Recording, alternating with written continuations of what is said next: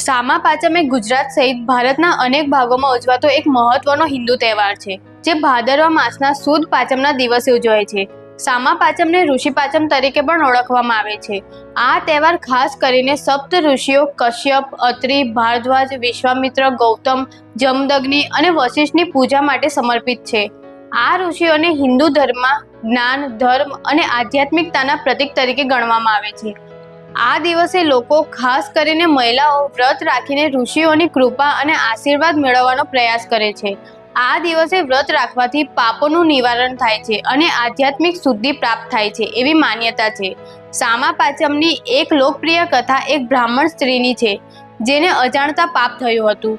ઋષિઓની કૃપાથી અને આ વ્રતના પાલનથી તેના પાપોનું નિવારણ થયું હતું. આ દિવસે વ્રત રાખનાર વ્યક્તિ સવારે વહેલા ઉઠીને સ્નાન કરે છે અને શુદ્ધ વસ્ત્રો પહેરે છે. પૂજા દરમિયાન ઋષિઓના નામનો જાપ કરવામાં આવે છે અને કથા સાંભળવામાં આવે છે. આ દિવસે ખાસ પ્રકારનું ભોજન ખાવામાં આવે છે, જેમાં લસણ, ડુંગળી અને અન્ય તામસિક ખોરાક ટાળવામાં આવે છે. કેટલીક જગ્યાએ લોકો ગામના મંદિરોમાં જઈને ઋષિઓની પૂજા કરે છે. ભારતીય સંસ્કૃતિને લગતા આવા જ વિડીયો જોવા માટે જોતા રહો સીધીખબર.com.